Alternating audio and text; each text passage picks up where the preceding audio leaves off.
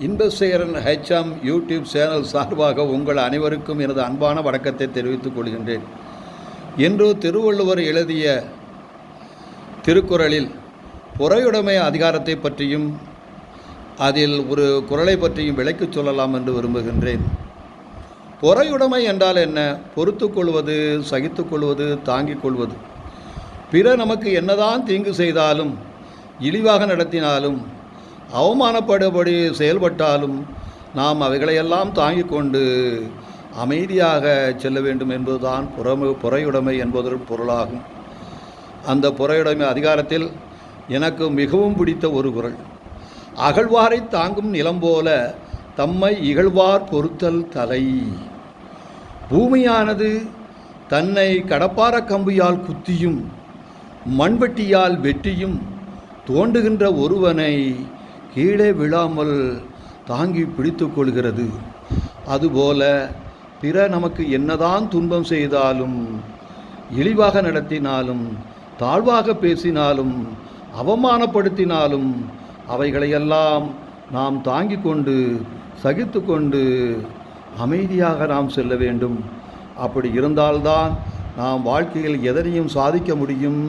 எல்லோர் மனதிலும் நாம் நற்பெயரை எடுத்து நல்லவனாக வாழ முடியும், பேரும் புகழும் பெற்று வாழ முடியும். இப்படி பொறுமையை கடைபிடித்தவர்களுள் எனக்கு எடுத்துக்காட்டாக தெரிகின்றவர் கம்பராமாயணத்தில் வருகின்ற ராமர். வால்மீகி ராமாயணத்தில் வால்மீகி ராமரை மனிதரில் ஒரு சிறந்தவராகவே படைத்திருக்கின்றார், எழுதியிருக்கின்றார். ஆனால் கம்பர் ராமனை தமிழில் மனித தெய்வமாகவே அவர் படைத்திருக்கின்றார். காரணம், அவரிடம் இருந்த பொறுமை, பொறுத்தல், சகித்து கொள்ளுதல்.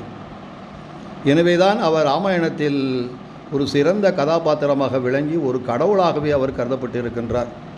அவருடைய சிறப்புக்கெல்லாம் காரணம் அவருடைய பொறுமை, சகித்து கொள்ளுதல், தாங்கிக் கொள்ளுதல். கூனியினுடைய சூழ்ச்சியைக் கண்டும் அவர் சிறிதும் கோபப்படவில்லை, சகித்துக் கொள்கின்றார். கூனியினுடைய தூண்டுதலால் கைகேயி தசரனிடம் 2 வரங்களை கேட்கின்றாள்.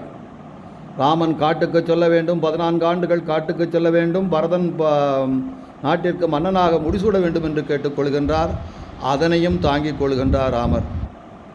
கைகையின் விருப்பப்படி காட்டிற்கு செல்கின்றார் மனைவியுடன். 14 ஆண்டுகள் அங்கே வாழ்கின்றார். மனைவியை பிரியக்கூடிய சூழ்நிலையும் ஏற்படுகிறது, அதனையும் தாங்கிக் கொள்கின்றார். அவர் அடைந்த 14 ஆண்டுகள் அவர் காட்டிலே அடைந்த இன்னல்கள் ஒன்றல்ல பல. அவைகளையெல்லாம் தாங்கிக் கொண்டு 14 ஆண்டுகள் கழித்து மீண்டும் வந்து தன் நாட்டிலே மன்னராக முடிசூட்டி கொண்டுகின்றார். பொறுத்தார் பூமி ஆழ்வார் என்று சொல்வார்கள். அது ராமனுடைய வாழ்க்கையை நடந்துவிட்டது. பொறுத்தார் கண்டிப்பாக பலனை அடைவார். அவருக்கு எந்த கஷ்டமும் வராது, அவருக்கு நன்மைதான். அவர் மீண்டும் மன்னராக சூட்டப்பட்டதற்கு காரணம் அவருடைய பொறுமை. பொறுமையை கடைபிடித்தால் நாம் ராமரை போன்று ஒரு தெய்வீக நிலையை அடையலாம். பொறுமையை காக்காவிட்டால் நாம் மிகப்பெரிய விளைவை அடைய நேரிடும். அதற்கும் ஒரு எடுத்துக்காட்டை சொல்லலாம் என்று விரும்புகின்றேன். ஒரு ஊரில் ஒரு மனதத்துவ டாக்டர் காரிலே வெளியூர் செல்கின்றார். அவசரமாக தானே காரை ஓட்டிச் செல்கின்றார். அப்படி செல்லுகின்ற நேரத்திலே அவருக்கு பின்னால் வந்த ஒரு காரானது அவர் காரை உராய்ந்து விட்டு செல்கிறது. உராய்ந்து விட்டு சென்ற காரை எப்படியாவது விரட்டி பிடித்து அந்த காட்டவரிடம் சண்டையிட வேண்டும், அவனை சத்தம் போட வேண்டும் என்று எண்ணி அந்த காரை இவரும் தானும் விரைந்து ஓட்டிச் செல்கின்றார்.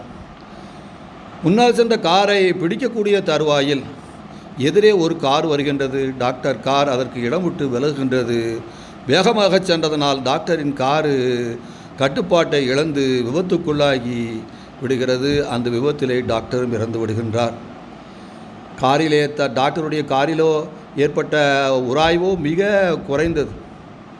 குறைந்த செலவில் அதனை சரி செய்து விடலாம். காருக்கு இன்சூரன்ஸ் வேறு செய்யப்பட்டிருக்கிறது. அதிகமாக ஒன்றும் செலவாக போவதில்லை.